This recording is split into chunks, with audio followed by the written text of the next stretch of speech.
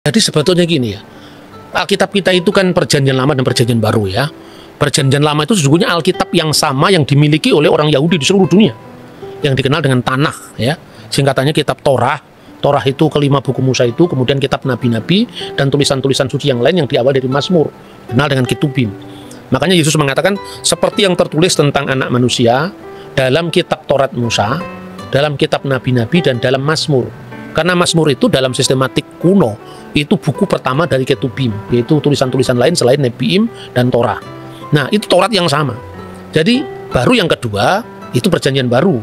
Jadi yang kita sebut perjanjian lama itu sebetulnya kitab Yahudi. Jadi kalau kita membaca Taurat dalam bahasa Ibrani itu Tauratnya Yahudi sekaligus Tauratnya Kristen. Jadi ini sekaligus juga bisa untuk apa ya, menjawab kesalahpahaman bahwa orang Kristen telah memalsukan Taurat ya. Kalau memalsukan Taurat kan Tauratnya sudah beda dengan Taurat Yahudi kan. Orang Yahudi yang tidak percaya Yesus pun membaca Taurat yang sama.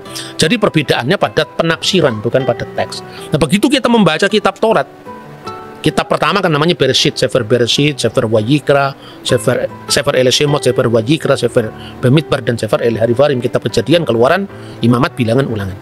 Kita membaca pertama kitab suci kita ini, ya tentu dari kanan ke kiri. Ya, karena kalau bahasa Ibrani itu seperti bahasa Arab, kanan ke kiri. Itu di situ sudah ada Tritunggal. Coba dibaca Bereshit pasal 1 ayat 1 sampai dengan ayat 3 dalam bahasa aslinya.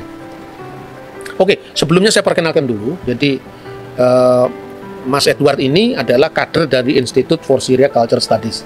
Itu lembaga pelayanan yang memang mengkaji tentang kekristenan Timur ya, kekristenan Timur itu supaya kita tidak kehilangan akar sejarah kita. Dan YCS itu bukan gereja, tapi itu adalah lembaga kajian, dan dia sudah belajar bahasa Ibrani langsung dari sumber aslinya di Israel. Ya, Israel Institute of Biblical Studies. Nah, kita bisa langsung membaca teks ini dari bahasa aslinya. Silakan.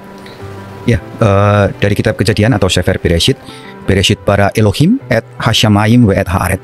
Dari pasal 1 ayat pertama ini kita menemukan existence of God, eksistensi Bapa, disebut sebagai Elohim. Kemudian di ayat kedua, ve Haaret hayeta tohu vavohu, ve Hoshea alvenetehom.